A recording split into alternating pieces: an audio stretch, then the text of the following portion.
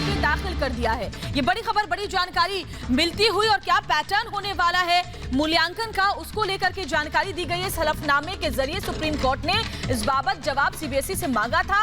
CBSE ने formula तय कर लिया है। सीबीएसई ने 10वीं, 11वीं, 12वीं का रिजल्ट किस तरीके से आएगा वो बताया है।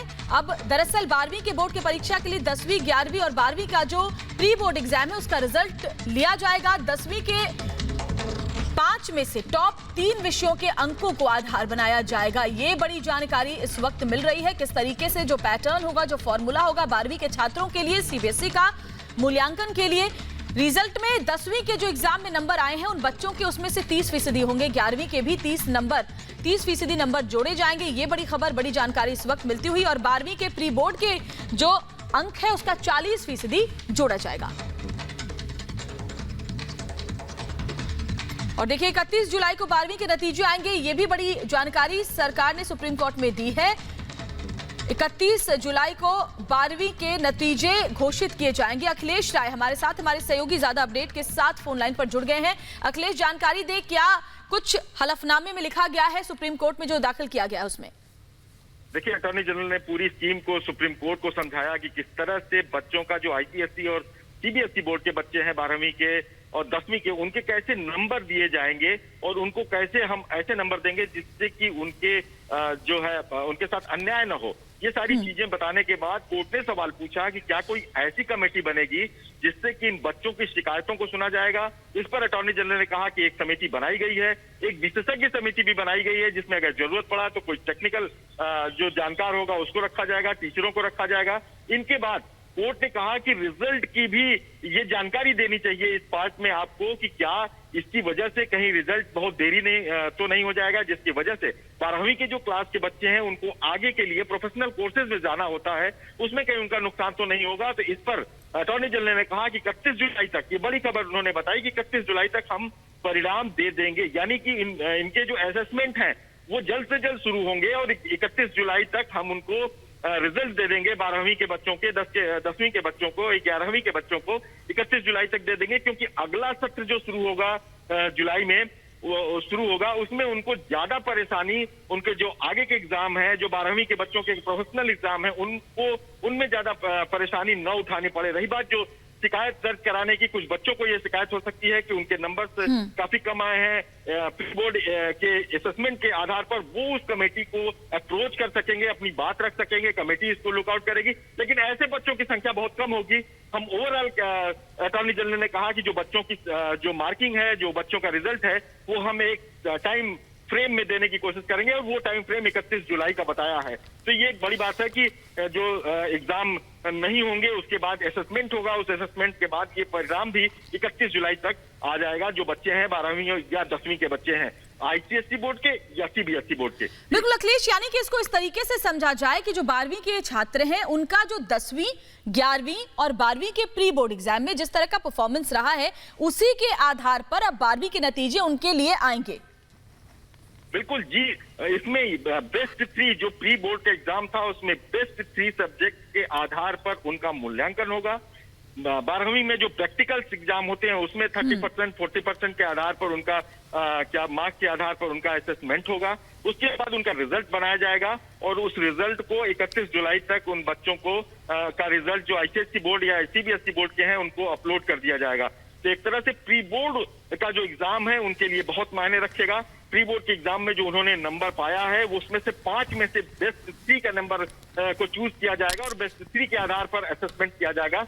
ये एक बड़ी बात अटॉर्नी जनरल की तरफ से कही गई है और साथ में ये भी कहा गया कि 31 जुलाई तक हम उनके पूरे रिजल्ट को आउट कर देंगे, उनके रिजल्ट को दे देंगे।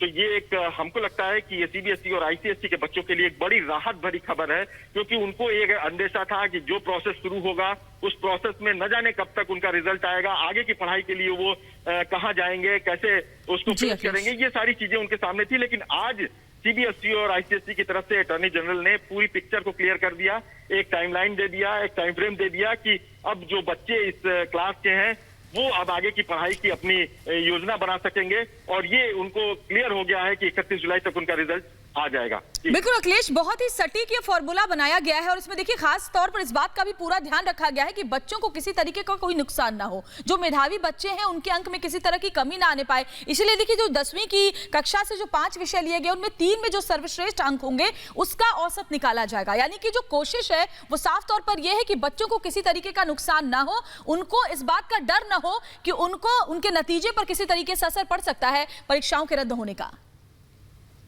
बिल्कुल बिल्कुल, आपने सही कहा। ये बेस्ट 3 का जो फॉर्मूला है, ये एक तरह से जो अटॉर्नी जनरल ने कोर्ट पे सामने रखा, उसमें भी ये कहा है कि प्लस माइनस 5 का बहुत अंतर नहीं होना चाहिए और एक तरह से हम उनको जो नंबर देंगे उनके साथ जस्टिफाई होना चाहिए। उनके जो प्री बोर्ड का एग्जाम है, जो प्री बोर्ड में उन्होंने मेहनत की है, जिस तरह से उन्होंने प्री बोर्ड में नंबर पाया, उसके बिहाफ पे हम देंगे। हालांकि अगर वो एग्जाम देते तो हो सकता है कि प्री बोर्ड से भी बहुत बेहतर कर सकते थे, लेकिन फिलहाल ये पेंडेमिक का माहौल है, यहाँ पे परीक्षाएं रद्द की गई हैं और इसके बाद किसी छात्र के साथ अन्याय न हो, इसकी पूरी इसको देखा जाएगा। एक विशेषज्ञ कमेटी होगी, विशेषज्ञ कमेटी इसको पूरे तौर पे देखेगी किसी के साथ ऐसा अन्याय तो नहीं हो रहा है, और अगर किसी को लगता है, किसी छात्र को लगता है कि उसके साथ न्याय नहीं हुआ, तो उसके लिए भी एक कोर्ट में कहा गया है कि हम एक कमेटी हमने बनाया है जिसमें टीचर्स हैं, टेक्निकल जो सदस्य हैं वो भी हैं, वो सारी चीजों को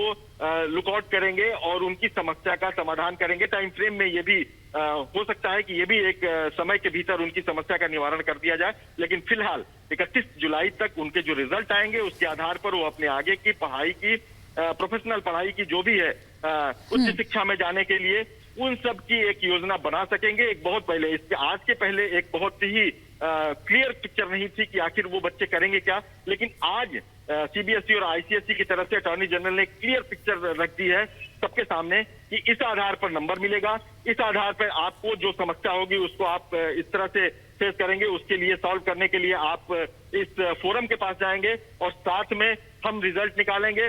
उसके बाद की जो आगे की बात है हायर एजुकेशन की, उसके लिए वो अपनी आगे की रणनीति बना सकेंगे। बिल्कुल अखिलेश, और देखिए जो फॉर्मूला निकाला गया है उसके हिसाब से छात्र, उनके परिजन खुद भी अब एक औसत अनुमान लगा सकते हैं कि किस आधार पर उनका जो मूल्यांकन है वो किया जाएगा, क्योंकि छात्रों के पास पहले से ही 10वीं का भी रिजल्ट है, 11वीं का भी रिजल्ट है और साथ ही प्री बोर्ड के रिजल्ट भी उनको पता है। तो ऐसे में वो खुद भी मूल्यांकन करके अंदाजा लगा सकते हैं जो फॉर्मूला दिया गया इस पैटर्न के आधार पर, और उसके बाद अपना माइंड भी वो बना सकते हैं कि क्या उनको इसे स्वीकार करना है या फिर वो इसके लिए फिर से अपील करना चाहते हैं। बिल्कुल, ये प्री बोर्ड के एग्जाम के रिजल्ट हर बच्चे के पास है, वो बेस्ट 3 का अपना नंबर निकाल सकता है, उसके आधार पे अपने मार्क्स को समझ सकता है कि हमें इनके इतने के बीच में हमें मार्क्स मिलेंगे, फाइनल एग्जाम के मार्क्स मिलेंगे। अगर उसे लगता है कि हमें ये मार्क्स संतोषजनक नहीं है तो उसके लिए फोरम की भी बात हो गई है और जल्द रिजल्ट आने की भी बात हो गई है। तो एक तरह से पूरी चीजें ओपन हो गई हैं और जहां तक अगर आपने देखा होगा कि अगर एग्जाम होते भी हैं पिछले साल और उसके पहले जाइए तो एग्जाम होते भी थे, जिन बच्चों को लगता था कि उनके मार्क्स ठीक नहीं मिले हैं तो वो फिर से कमेटी के पास जाते थे, वो फिर से अप्लाई करते थे, उनके रीअसेसमेंट होते थे। तो ये प्रक्रिया पहले से ही मौजूद थी, इस बार भी वो प्रक्रिया मौजूद रहेगी। एक कमेटी के जरिए जिनके बात की गई है, जिनको समस्या है वो जाएंगे और अपनी बात कमेटी के सामने रखेंगे। लेकिन बड़ी बात यही है कि जो भी छात्र जिसने उम्मीद लगाई थी उसके रिजल्ट 31 तक आएंगे। बेस्ट 3 के आधार पर प्री बोर्ड के जो नंबर्स हैं उसके आधार पर उनके रिजल्ट बनेंगे। इस तरह से वो चाहे तो अपने घर बैठे भी एक असेसमेंट अपना कर सकते हैं कि हमें आखिर कितना नंबर मिलेगा। बिल्कुल अखिलेश, और जिस तरीके से पहले भी आपने कहा कि बहुत सारे बच्चे इसमें देखना होगा कि वो किस तरीके से प्रतिक्रिया इस पर देते हैं, क्योंकि बहुत सारे बच्चे ऐसे भी हैं क्योंकि कोरोना काल की वजह से रेगुलर क्लासेस हो नहीं पाई हैं, प्री बोर्ड में हो सकता है उनको उनकी उम्मीद के हिसाब से मार्क्स ना आए हों। तो ऐसे में क्या वो इस बात को स्वीकार करेंगे कि प्री बोर्ड के 40% अंक वहां से लिया जाए और जो फाइनल एग्जाम का नतीजा है 12वीं का वो उस आधार पर बनाया जाए, या फिर वो फोरम में जाना पसंद करेंगे? ये भी देखना होगा अखिलेश। बिल्कुल, ये उन बच्चों पे, उनके गार्जियन पे डिपेंड करेगा कि आखिर वो जो नंबर उनको मिलते हैं, जो असेसमेंट के थ्रू मिलते हैं, उसको एक्सेप्ट करते हैं या फिर उसके लिए अपने एक फोरम सरकार बनाने की बात कर रही है सीबीएसई और आईसीएसई में, वहां जाते हैं। ये उनके लिए एक मौका है और हर बार होता है कि उनको अगर किसी को इतनी मेहनत के बाद भी अगर नंबर अच्छे नहीं मिलते हैं तो वो जाता है वहां पे और वो अपनी बात रख सकता है वहां पर। अखिलेश, क्या इस बात की जानकारी मिल पाई है, क्योंकि जिस तरीके से हम लगातार बात कर रहे हैं, छात्रों को अब अंदाजा लगाना आसान होगा कि उनके कितने के आसपास मार्क्स आएंगे, तो क्या 31 जुलाई को जब नतीजे आएंगे उसके बाद ही वो फोरम में जा सकते हैं, अप्लाई कर सकते हैं, या अगर पहले से ही कोई ये चाहता है अपने अंकों से, जो प्रीवियस अंक है उनसे संतुष्ट नहीं है, तो वो पहले भी फोरम में जा सकता है? क्या इस बाबत कोई जानकारी सुप्रीम कोर्ट के सामने दी गई है? देखिए, बेसिकली रिजल्ट आने के बाद उस नंबर से अगर आप संतुष्ट नहीं हैं तो आप उस फोरम में जा सकते हैं।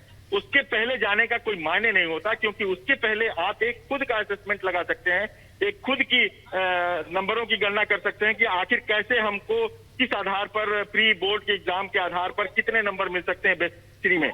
लेकिन असल नंबर वही माने जाएंगे जो आपको एग्जाम के मेन रिजल्ट में निकलते हैं। उस नंबर के आधार पे उस नंबर के आधार पे आप बात कर सकते हैं, उस आधार के नंबर पे आप जा सकते हैं। तो पहले जाने का कोई औचित्य नहीं बनता, पहले जाने का मतलब नहीं बनता। और आपको जब असेसमेंट के बाद जब आपकी पूरी वो आ जाती है, नंबर आ जाते हैं, उसके बाद ही आप उसको चैलेंज कर सकते हैं। उसके पहले चैलेंज करने का कोई मतलब नहीं है। बिल्कुल अखिलेश, तो बहुत बड़ी जानकारी आप दे रहे हैं, खासतौर पर ये जो 12वीं के बच्चे जिनके मन में ये शंका थी, जो बाहर हायर स्टडीज के लिए अगर जाना चाहते थे या फिर अपनी आगे की प्रोफेशनल पढ़ाइयों के लिए आगे बढ़ना चाहते थे, उनके मन में ये सवाल था कि आखिर उनका रिजल्ट कब तक आएगा और किस आधार पर आएगा। आज इस हलफनामे के जरिए अखिलेश उनके सवालों का जवाब मिल गया, जो बहुत बड़ी राहत है उनके लिए। अखिलेश जी बिल्कुल, एक तरह से जवाब मिल गया है और जो उनकी आशंका थी वो एक पिक्चर क्लियर हो गया है कि आखिर अब आगे उनको किस तरह से अपने नंबर्स को लेके आगे बढ़ना है, क्योंकि उनकी खुद के भी असेसमेंट हो सकते हैं, खुद भी असेसमेंट कर सकते हैं अपने प्री बोर्ड के एग्जाम के मार्क्स के आधार पर, और वो एक मोटा अनुमान लगा सकते हैं कि बोर्ड के थ्रू हमें इस प्रोसेस से कितने नंबर मिलेंगे, और इस नंबर से अगर उनको संतुष्टि नहीं हुई तो वो फोरम के पास जा सकते हैं। ये सारी चीजें आज इतनी क्लियर हो गई हैं जो आज के पहले नहीं थी, और इसी बात का इंतजार पूरे जो बच्चे थे उनके गार्जियंस को लेकर, बच्चों को चिंता थी कि आगे आखिर मेरे बच्चे को या आखिर उस स्टूडेंट को आगे क्या करना है, कैसे नंबर मिलेंगे, कौन सा फॉर्मूला होगा, इसको लेके एक संशय जो बना हुआ था आज पिक्चर क्लियर हो गई, और ये भी क्लियर हो गया कि इस आधार पर नंबर मिलेगा। और हमारे साथ 12वीं की एक छात्रा जुड़ गई है, अनन्या जैन इस वक्त मेरे साथ जुड़ गई है, सीधे उनका रुख कर लेती हूँ। अनन्या, आपको भी अभी पता चल गया होगा कि किस तरह से आपका मूल्यांकन होने वाला है, कैसे आपके रिजल्ट आएंगे, क्या उसका फॉर्मूला और आधार होगा, कितनी संतुष्ट है आप इससे, और आपको लगता है कि इससे छात्रों के साथ न्याय होगा? मेरे को एक्चुअली श्योर नहीं है, पर मेरे को इतना पता है कि 30-40 के बेसिस पे they are thinking about doing it, पर आई एम नॉट श्योर, क्योंकि 11th के मार्क्स कंसिडर करना I don't know if it's important और नॉट, क्योंकि इस बोर्ड के मार्क्स तो आई गेस 10th और 12th के प्री बोर्ड के मार्क्स के हिसाब से कर सकते हैं। जी, तो आपको लगता है कि 11th के हिसाब से करने की कोई मतलब नहीं बनता है। अनन्या, प्री बोर्ड क्योंकि कोरोना काल में बहुत रेगुलर आप लोग क्लासेस नहीं कर पाए हैं, तो क्या आपको लगता है कि प्री बोर्ड में आपका परफॉर्मेंस, आपका या फिर और जो आपके जो सहपाठी हैं, जो साथी हैं, या फिर 12वीं के और जो स्टूडेंट्स हैं, प्री बोर्ड में शायद उतना बेहतर परफॉर्म नहीं कर पाए होंगे जितना वो फाइनल्स में कर सकते थे? मानती हूँ कि ऐसा हो सकता है, लेकिन 11th में भी, हाँ मतलब 11th के मार्क्स भी कंसिडर फिर तो करना ही चाहिए। अब 12th के प्री बोर्ड्स एंड ऑल में लोगों ने ज्यादा ध्यान नहीं दिया है और उन्होंने अच्छे से एग्जाम नहीं दिए हैं, क्योंकि मुझे पता है ऐसा हुआ है, ऐसा नहीं हो पाया है, इसलिए 11th के मार्क्स भी कंसिडर करने का सोच रहे हैं। जी बिल्कुल, ये फॉर्मूला अनन्या इसलिए ही बनाया गया है ताकि जो पिछले 3 साल का परफॉर्मेंस रहा है छात्रों का, स्टूडेंट्स का, उसके हिसाब से उनका मूल्यांकन किया जाए। आपको लगता है ये बिल्कुल सही तरीका है, या फिर कुछ और भी हो सकता था, या फिर अब आपको अंदाजा लग गया है कि आपके जो मार्क्स होंगे वो आसपास अब कितने के करीब जाएंगे? नहीं, मेरे को अंदाजा नहीं लगा है, मैंने काफी कोशिश किया कैलकुलेट करने का, लेकिन मेरे को समझ नहीं आया, क्योंकि बोर्ड के प्रैक्टिकल्स भी थे एंड प्रैक्टिकल्स के भी मार्क्स जुड़ेंगे एंड पता नहीं प्रैक्टिकल्स के मार्क्स कैसे जुड़ेंगे। I guess 40 marks they are 40% they are considering for 12th, इसलिए क्योंकि वो 20 बोर्ड्स का लेंगे एंड 20 प्री बोर्ड्स का लेंगे एंड 20 आपके बोर्ड प्रैक्टिकल्स के लेंगे। हाँ, जी, इसके अलावा 30% 10वीं और 11वीं के मार्क्स भी जोड़े जाएंगे और वो भी जो बेस्ट आपका मार्क होगा, जैसे 5 अगर आपके सब्जेक्ट है उसमें से जिन 3 विषयों में सबसे अच्छे मार्क्स होंगे उनका औसत निकाला जाएगा, उनका एवरेज निकाला जाएगा। अनन्या, ये तरीका होगा। बिल्कुल ऐसा ही होगा, मोस्टली ऐसा ही होना चाहिए। प्री बोर्ड्स में भी कई लोगों के जो प्री बोर्ड्स थे, कई स्कूलों में 3-3 प्री बोर्ड्स ले गए हैं। कुछ स्कूलों में मैं जानती हूँ कई लोगों को जिनके 4-4 प्री बोर्ड्स लिए गए हैं, पर काफी स्कूलों में सिर्फ 1 या 2 ही प्री बोर्ड लिया गया है। तो अगर वो प्री बोर्ड के मार्क्स कंसिडर करते हैं तो उन्होंने या तो बेस्ट ऑफ 2 करना पड़ेगा या सिर्फ एक प्री बोर्ड जिसमें मार्क्स सबसे अच्छे होंगे किसी स्टूडेंट के, वो कंसिडर करना पड़ेगा। बिल्कुल इसी तरीके से किया जाएगा, क्योंकि जो फॉर्मूला है अनन्या, आप भी इसको अगर समझने की कोशिश करें तो इसमें खासतौर पर इस बात का ध्यान रखा गया है कि छात्रों को कहीं से मार्क्स कम ना होने पाए। जो उनका बेस्ट परफॉर्मेंस रहा है उसके आधार पे ही 12 के मार्क्स उनको मिले।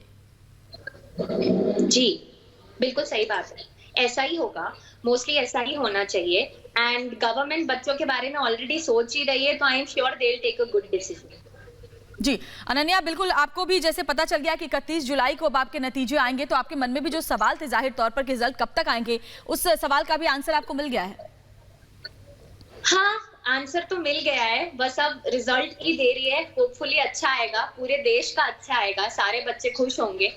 एंड गवर्नमेंट ने ये भी स्कीम रखी है कि अगर किसी को अपने मार्क्स से ज्यादा जी ठीक नहीं लगते हैं उनको अपने मार्क्स, तो they can give their exams again, या फिर कोई ना कोई और क्राइटेरिया वो टेक अप करेंगे once the situation persist and situation becomes better. बिल्कुल अनन्या, बहुत बहुत आपको शुभकामनाएं आपके 12वीं के नतीजों के लिए, और हमसे बात करने के लिए भी बहुत बहुत धन्यवाद आपका।